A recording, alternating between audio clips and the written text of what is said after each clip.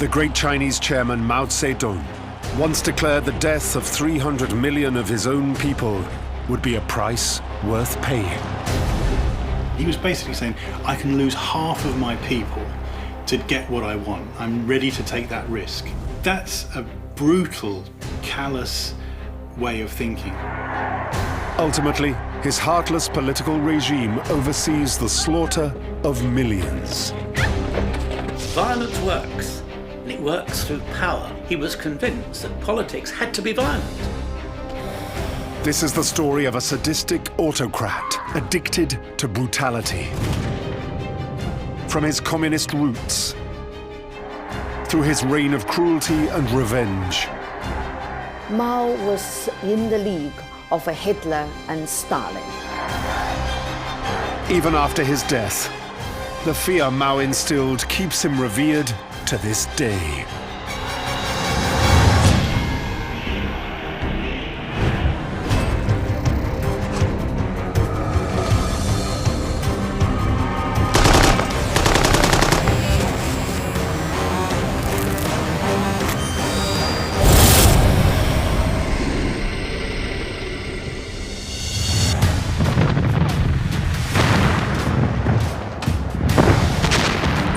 In 1911, China's age-old imperial order is collapsing. After 2,000 years of dynastic rule, the people overthrow their emperor. What follows is a decade of violent, lawless anarchy. China was in deep depression by the late 19th century, early 20th century. You had an imperial system that didn't permit debate or discussion or criticism. So if you were unhappy with the situation in which you were born, you had to rebel, you had to kick against it, you had to become revolutionary. Out of the ruins of the empire, two political groups with opposing ideologies begin to emerge. The nationalists, dedicated to transforming China into a westward-looking capitalist republic. And the communists, a small group inspired by Lenin's Bolshevik Revolution in Russia. Both claim to act for the 600 million peasants living in near medieval conditions. But this clash of ideologies sows the seeds for a bloody civil war that will ravage China for over 2 decades.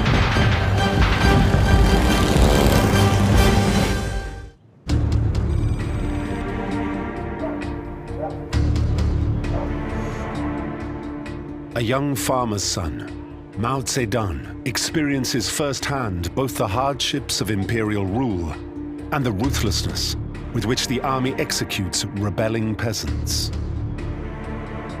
If you look at the experiences that he had, particularly as a teenager, you can see many things that are going to influence the way that he behaves later on.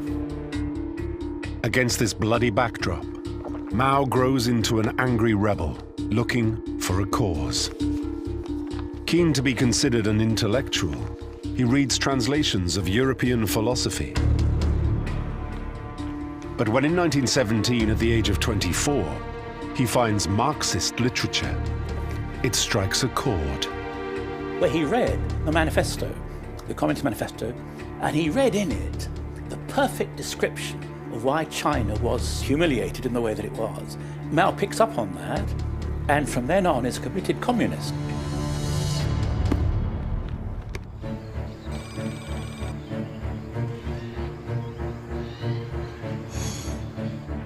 Radicalized by his mentors at Beijing University, by 1921, Mao is a fully fledged left-wing activist.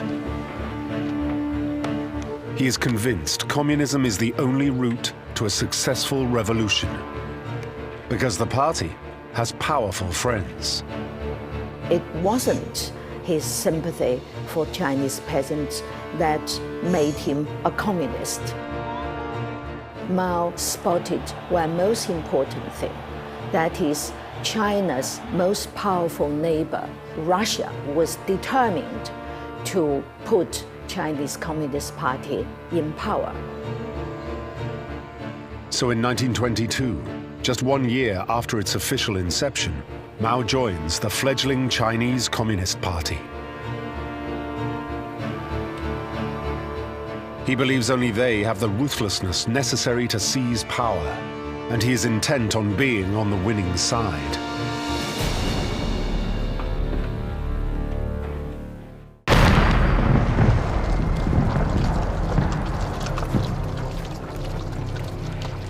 But in 1924, Mao's nationalist rivals snatch power and are established as China's official government. Mao realizes he holds the key to how China's communists can fight back. And he has what becomes the first of many clashes with his Russian comrades. The Russians were intimately involved in the Chinese Revolution, in the Chinese Communist Party, and certainly he was one of their anointed when they were fighting the nationalists. But there was always this sense that the Russians were trying to tell him how to run his revolution. They were trying to tell the Chinese communists how to behave, and Mao would repeatedly say, on the ground, this is not how it works. Mao is convinced the Chinese Revolution must be ignited in a completely different way to the revolution in Russia. The Russians believed that revolution came from within the urban poor, and Mao would say, no, revolution in China comes from the peasantry, it comes from the people in the countryside. It's a completely different system, and you can't tell me what to do. Mao's stubborn realization that the spark of revolution has to arise from China's peasants becomes the cornerstone of his political philosophy for 4 decades to come.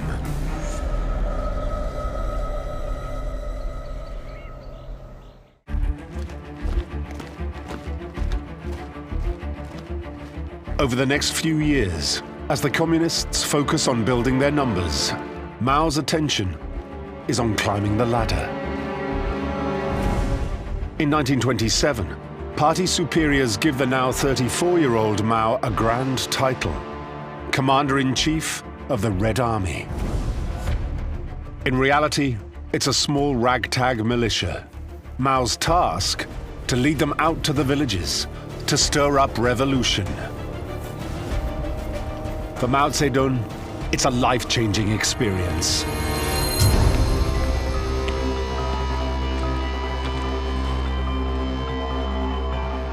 His method for revolution is simple: turn the peasants against their landowners. Recalling from his student philosophy books that the end justifies the means, Mao doesn't care who gets hurt. In every single village, the villagers are assembled and forced to denounce a number of very carefully selected victims seen as tyrants or landlords or traitors. There are stories of people taking evil oppressors as the masses and stringing them up and criticizing them and executing them. The violence of 1927 marks the official beginning of the bloody Chinese Civil War. And it teaches Mao a lesson, one that serves him well in his inexorable rise to power. Violence works. He said from that time on, he was convinced that politics had to be violent because people don't give up power willingly. It has to be dragged from them. Famously, he said, all power grows out of the barrel of a gun.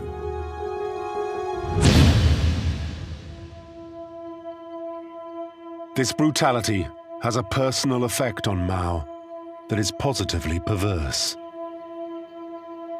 When he toured the villages and witnessed the violence and atrocities firsthand, as he said himself, he changed. He felt a kind of ecstasy. That was his word, as he had never experienced it before. Mao becomes a sadist, intoxicated by violence itself. And this is only the beginning.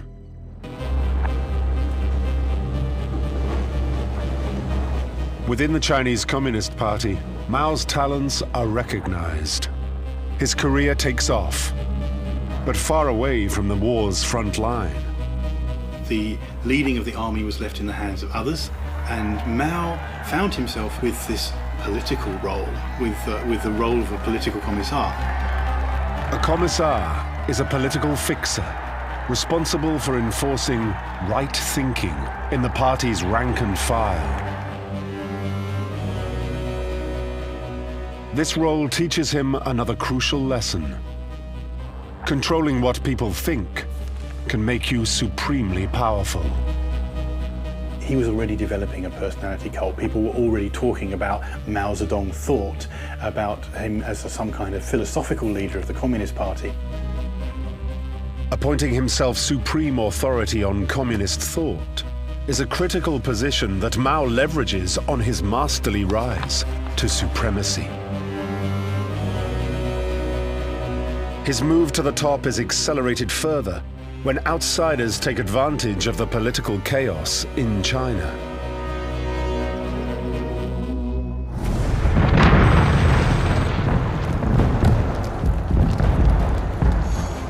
In 1931, China's age-old enemy, Japan, invades. It seizes the entire northern province of Manchuria.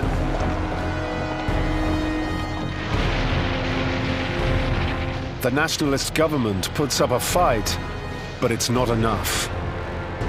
A full-scale Japanese invasion is on the cards. The communists try to take advantage of the mayhem to topple the nationalists, but fail. Mao's name is made during a year-long retreat to evade the nationalist army, the so-called Long March of 1935. As the death toll mounts, Mao finds himself practically the last man standing. Mao simply stayed alive. Every time more loyal communists followed the advice of their superiors and got killed, Mao made it another rung up the ladder. And so at the age of 42, through the strategic use of violence and thought control and a degree of luck, Mao Tse-tung achieves his aim. He is appointed leader of the Chinese Communist Party, a position from which he can initiate his master plan to become ruler of all China.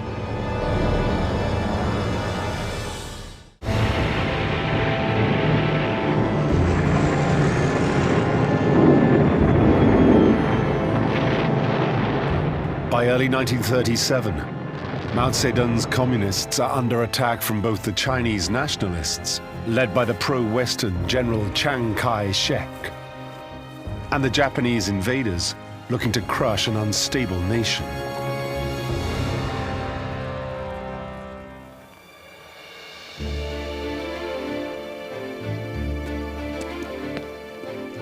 As the newly anointed leader of the Communist Party of China, Mao Zedong bases himself at Yan'an. It's a bombed-out mountain town wrecked by the Civil War, but its fame spreads far and wide. It's popularly believed to be a communist utopia, a place for radicals, intellectuals, and the idealistic youth to think freely.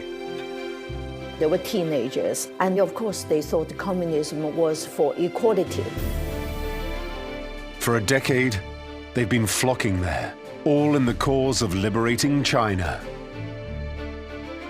They didn't think Chiang Kai-shek was doing a good enough job fighting Japan. So these young people, including my own father, then went to the north where Mao was, thinking that they would join the fight against the Japanese.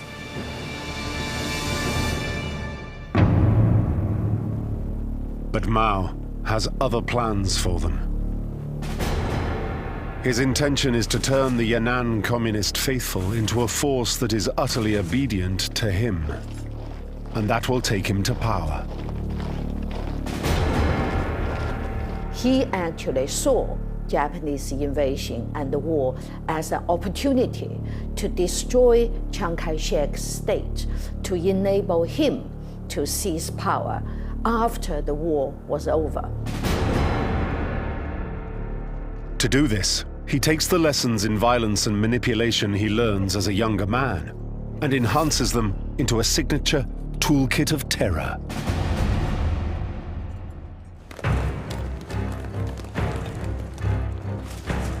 First, he eradicates the principle of an egalitarian utopia and sets up a hierarchy, with him at the top.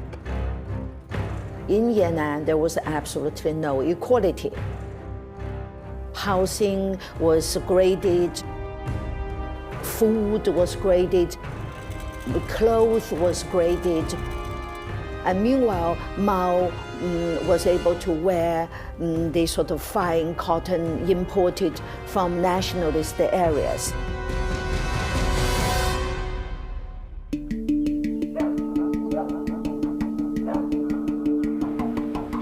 Mao then uses his power to set a trap, luring potential opponents into the open.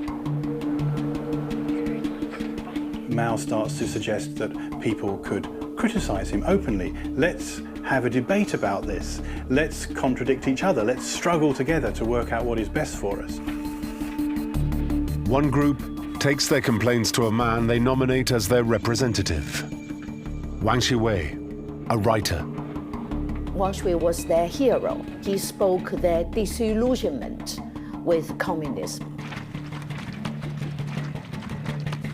Wang publicizes his followers' grievances, posting their criticisms for all to see.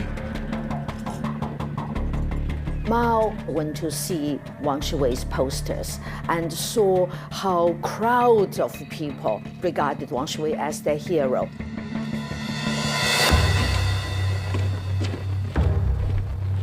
With Wang exposed, Mao swoops into action and puts into practice his conviction that through violence comes power.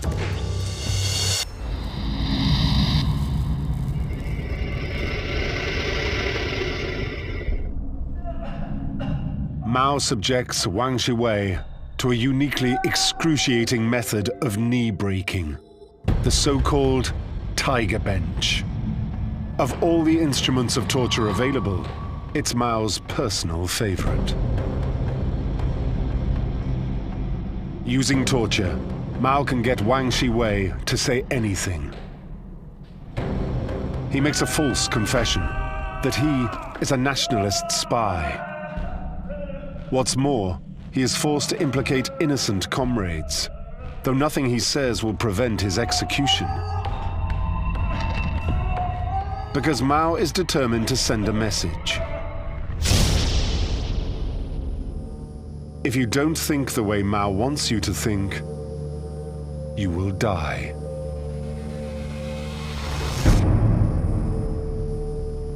Wang Shiwei was killed by Mao's KGB.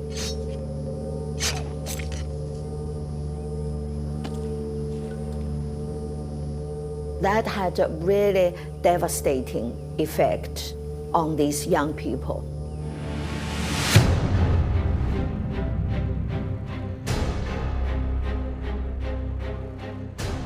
It's not long before Mao extends his campaign of torture to spread terror through the ranks.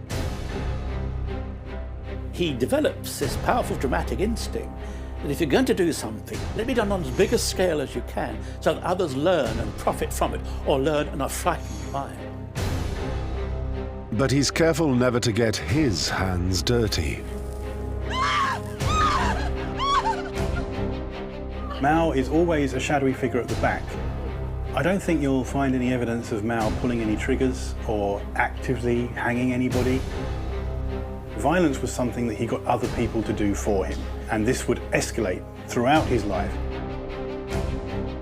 Just like Stalin in the Soviet Union, Mao justifies his terror campaign by claiming to see spies everywhere. Mao had no doubt they weren't spies. His real objective was to scare these young people and mold them into an army for his future use. From this moment, killing and torture are firmly established as the core of his personal political philosophy. Violence is not an accidental aspect of Maoism. It is a necessary part of it. He said, don't execute them before you've got everything out of them you can. The result is that Mao becomes leader of a brainwashed army of 500,000, loyal through fear.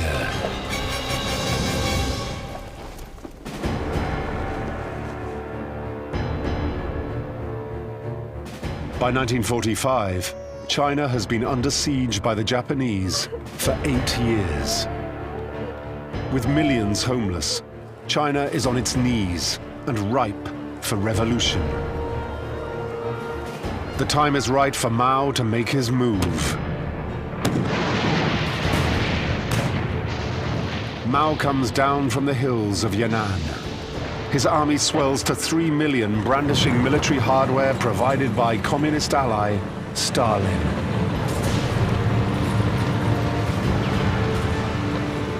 By 1949, the nationalists lack both public support and the will to fight on. Their leader, General Chiang Kai-shek, resigns.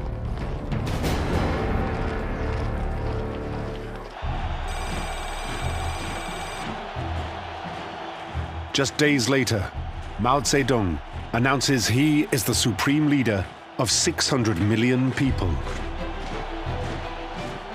The birth of this new nation is the culmination of 27 years of terror, torture, and manipulation. But he is greeted as a hero by the people. Mao was genuinely popular among ordinary Chinese by 1949. Why? Because he'd led a peasant revolution. He'd thrown off centuries of oppression. He'd overcome the landlords, the warlords, the Japanese, the nationalists. He'd said, we now have stood up as a people and we can create our own world. What the Chinese people don't realize is that their darkest days under Mao are yet to come.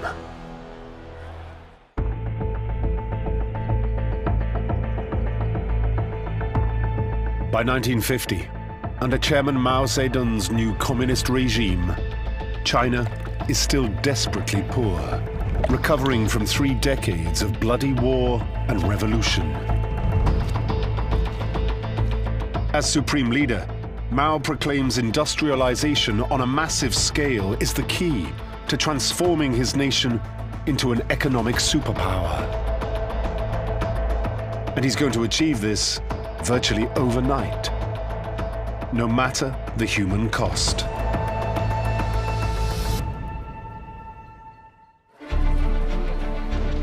Mao calls his scheme the Great Leap Forward. The idea of the Great Leap Forward was supposedly to take China into the future, to create this communist utopia, and to do it in just 15 years. The plan is to buy ready-made factories from his Russian allies and pay for them with grain grown by the peasants of China.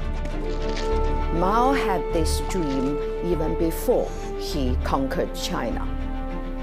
And to fulfill this dream, Mao needed to buy vast quantities of nuclear technology and equipment, missile technology and equipment, the whole range of military-industrial complexes. The chairman has no doubt that his vision will seed China's meteoric rise to vast wealth and global domination, with him at the helm. But it all depends on everyone doing exactly what they are told.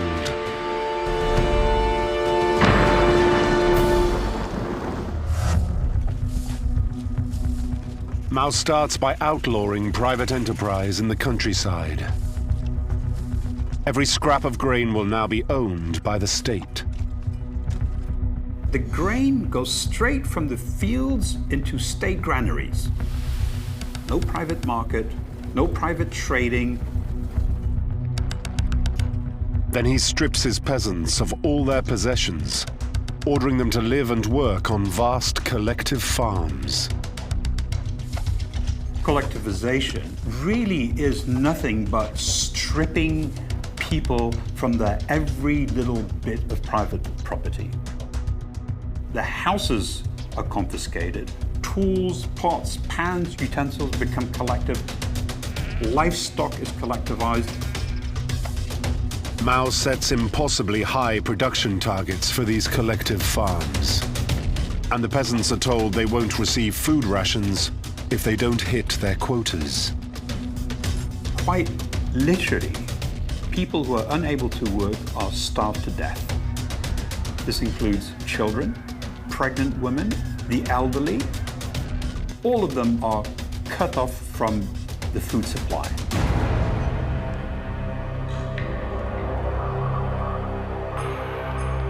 It's not long before the situation spirals out of control.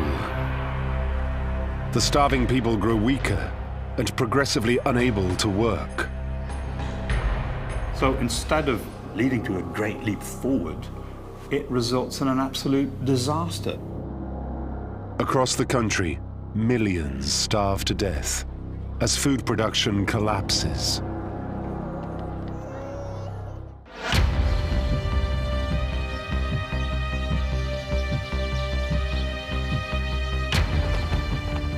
Mao believes the problem lies not with his brutal policy, but with the nation's birds eating the people's grain. So he issues a diktat. The Chinese people are to eradicate every last sparrow. One of his maddest ideas was war on the sparrows. He decided that if the Chinese could kill all the sparrows in the country, then the 10 grains that each of those sparrows ate would be food for humans. All seems very logical. So he has the Chinese running around beating pots, throwing rocks at sparrows, keeping them awake until they fall dead from the sky. They would hunt down the birds for days, weeks. They would rattle anything that made a noise so the birds couldn't settle and rest and sleep. And the birds would drop from the sky. They gather them in their thousands, put them on poles, and parade them around, showing this great contribution the village had made to food production. Well done, Chairman Mao, except now there's nothing to eat the insects, and so the following year there's a blight on all the crops because the caterpillars and the locusts are eating all of the grain anyway, and there's a huge famine. Far from alleviating his people's suffering, Mao's intervention has made matters even worse.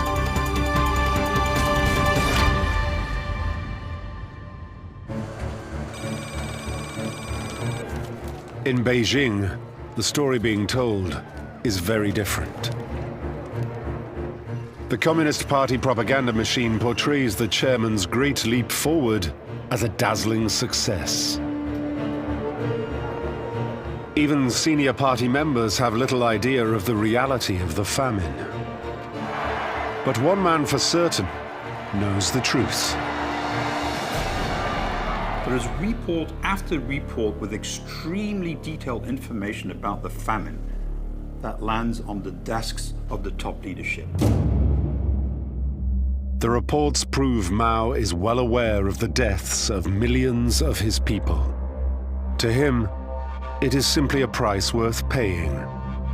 Clearly, he was prepared to take risks with other people's lives to the extent of 50% of his country. He had the people to spare, and he was prepared to do that if it meant creating a China that he wanted.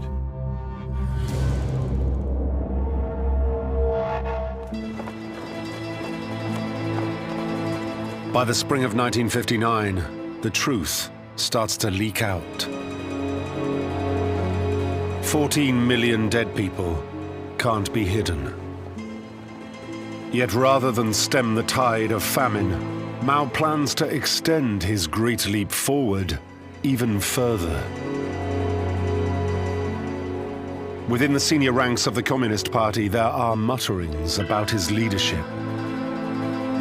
But no one is sure what they can do. The problem that China had and has is there is no opposition. Everyone is agreed that we are already living in a utopia, so no one can say that there's something wrong with this utopia. Behind the scenes, Mao's trusted second-in-command is having serious doubts. Liu Shaoqi is the number 2. He's the head of state. He stands very much behind the chairman, but Liu Shaoqi is truly taken aback by the scale of starvation. Liu Shaoqi decides to do the unthinkable and challenge his supreme leader. It's a decision of extraordinary personal bravery.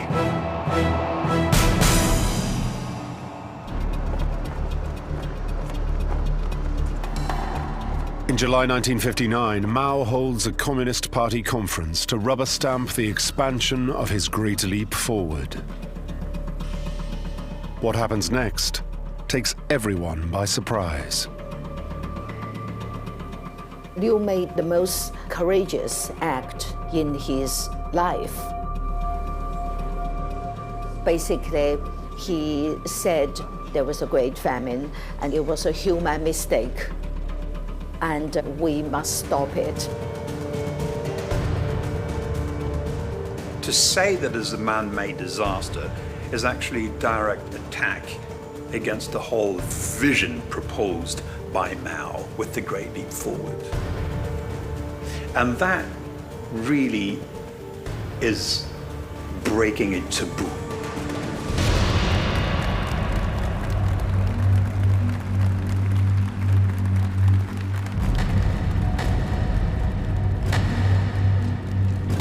To Mao, it's the ultimate betrayal. Mao was furious because he hated to be outsmarted. From that moment onwards, the chairman becomes extremely suspicious and thinks that he has found the very man who will destroy his legacy, destroy his reputation. But Mao can't turn on Liu immediately. Within the party, Liu is well known and well liked. Mao has to move slowly.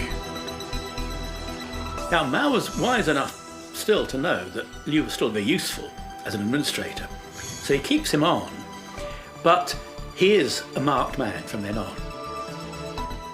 This will be a revenge served exceptionally cold. Mao's plan to destroy his second-in-command will be a nationwide, decade-long masterpiece in cruelty.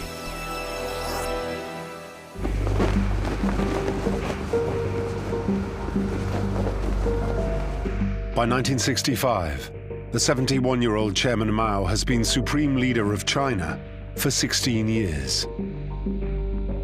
But because of a disastrous famine caused by his policies, for the first time there are murmurs within the party that perhaps the great helmsman should be replaced.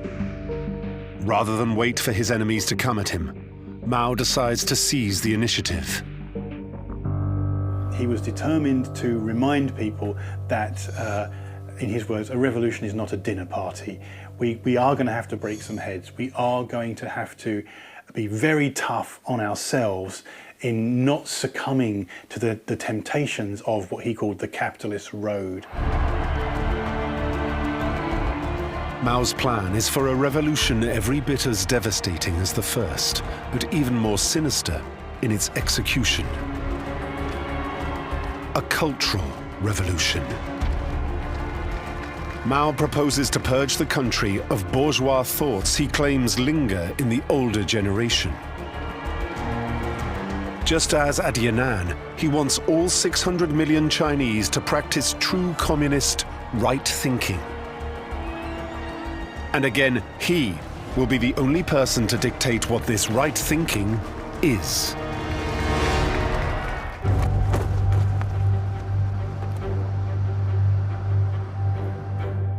Mao now needs a wingman to help him execute his policy.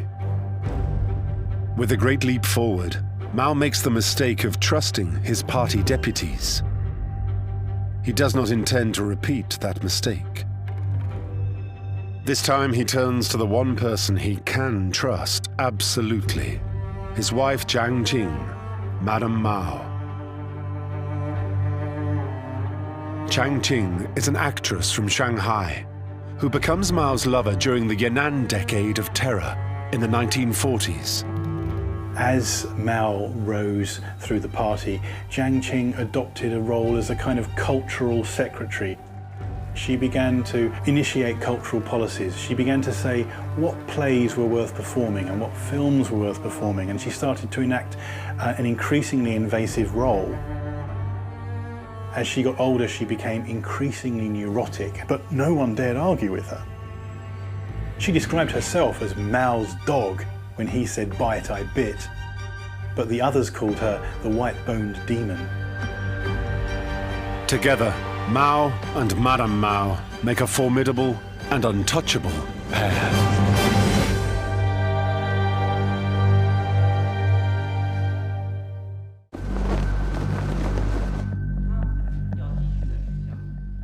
Typically, Mao begins his new cultural revolution with a statement of policy so vague it can be molded at his whim to any purpose. What Mao said was, let's attack what he called the four olds.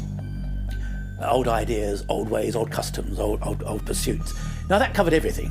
It's one of those blanket four olds. So anything he disapproved of came under attack. As a guide to his thinking, Mao issues his Little Red Book, his version of Marx's Communist Manifesto or Hitler's Mein Kampf. As a collection of over 400 of Mao's sayings, it's a window into the mind of a dictator intent on fueling violence.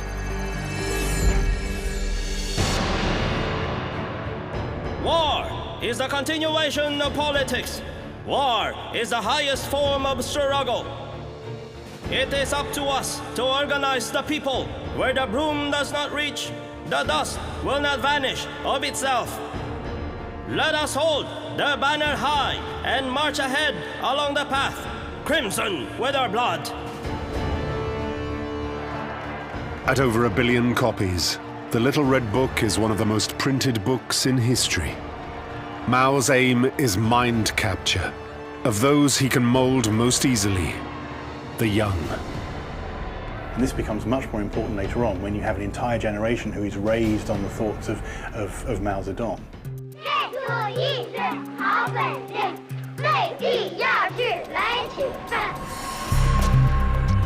These children grow up to become a compliant army, just like at Yan'an, to enforce Mao's will.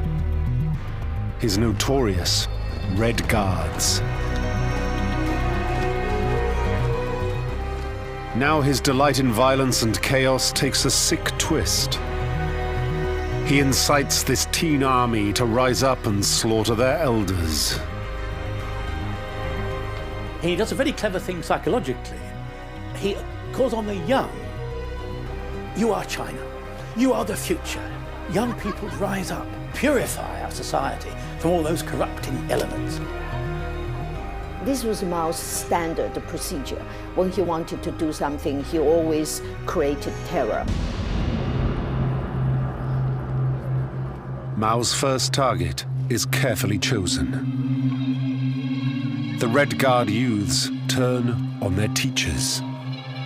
Mao did not particularly hate the teachers. He regarded himself as a teacher. But in order to generate the terror, he needed victims. So it was a completely cynical calculation.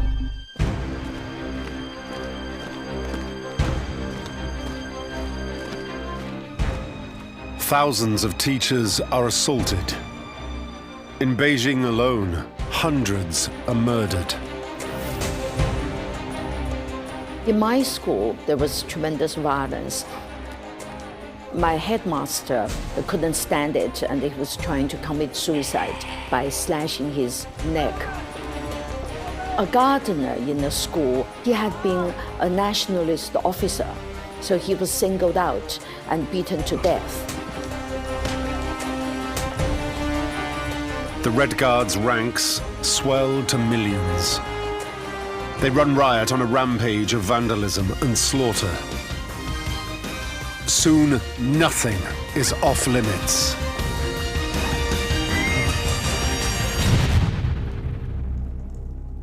China becomes a cultural desert.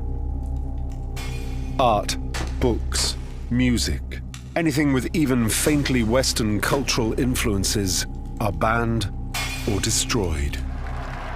But Mao's real target is only just coming into view.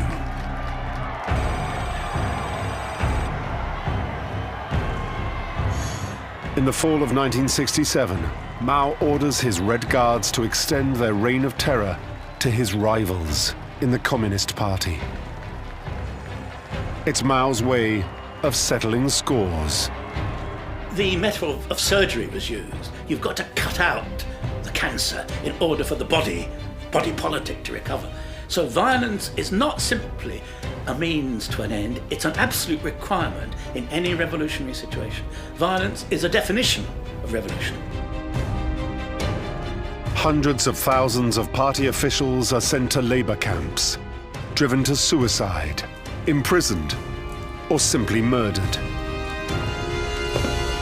They're people who have expressed concerns about Mao's great leap forward.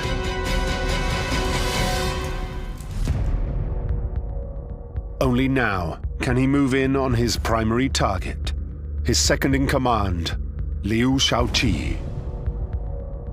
The man who dared once to stand up to him will now pay the price in the most unimaginably cruel way.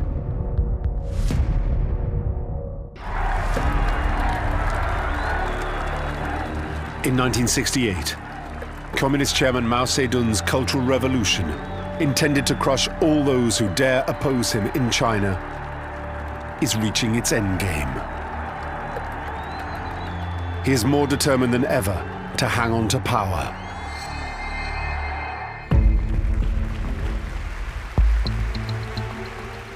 But he believes one man stands in his way. Mao has long taken sadistic pleasure in inflicting pain and humiliation. And now he plots the fate of his loyal deputy, Liu Shaoqi. But because Liu is popular in the Communist Party, first Mao has to undermine his credibility.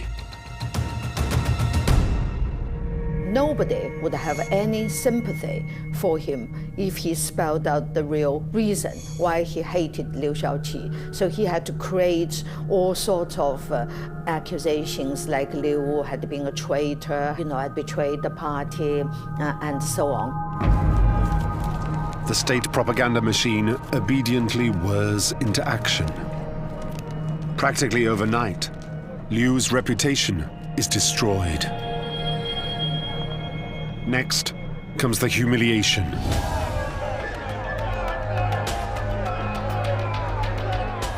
Like hundreds of his comrades before him, Liu is publicly accused and assaulted. Typically, they would be stood on the stage facing a hysterical crowd, and they were kicked and beaten and tortured and made to kneel on broken glass, being paraded in the streets, eventually sent to the camps. Liu endures over a year of torture. Only then, in a prison cell, comes death. But it's no act of mercy. This final chapter of Liu's life is planned personally by Mao, to be as slow and as painful as possible. He was a diabetic by that time, and Mao denies him the right to treatment.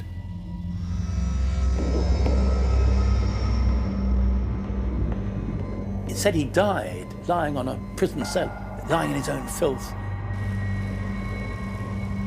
As if to leave the scale of his depravity in no doubt, Mao demands Liu's painful death is filmed for his personal pleasure. It's a grim story because he's a man who, from the Long March on, had been Mao's greatest associate in a way. There are those who argue that had he been examined, you would have found in Mao aspects of personality disorder that might classify him as being clinically disturbed to the point of insanity.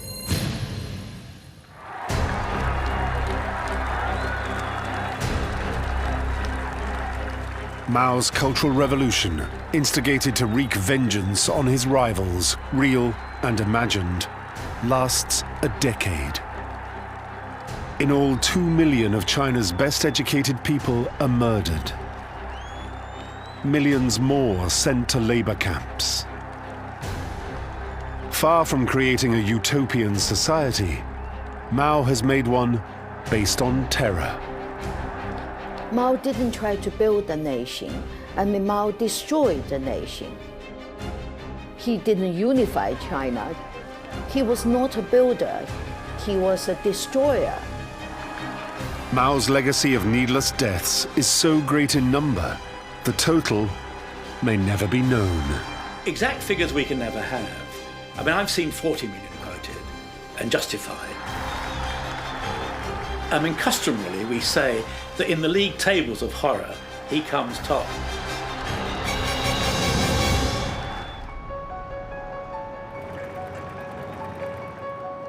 In the early 1970s, as he approaches his 80th birthday, Mao's health begins to deteriorate.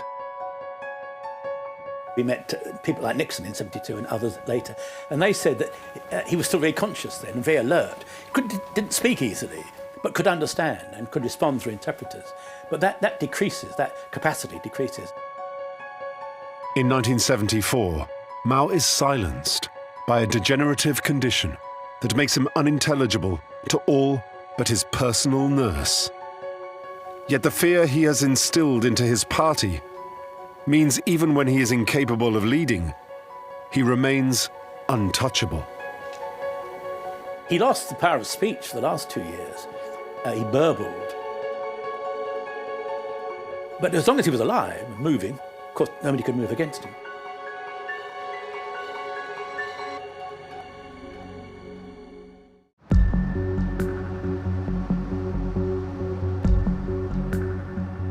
Mao's declining health means China's progress as a nation is paralyzed. And beneath the surface, Mao is ravaged by an ever-increasing sense of paranoia. He was in power for 27 years, and he lived as though he was in a war zone, ready to flee all the time. On the eve of taking power in 1949, Mao would shake like a leaf, as they say, if he set eyes on a stranger. This guy was about to take power in China, and he was of intense fear. Perhaps it's a psychological punishment for his total lack of empathy for other people's lives. Most of all, in his final years, Mao is aware his party believes he has failed. He hadn't fulfilled his dream of building China into this military superpower so he could dominate the world. He didn't feel satisfied. He was full of self-pity. None of his feelings were for the tragedy he brought for the Chinese population and for the death of well over 70 million Chinese in peacetime as a result of him pursuing his dream.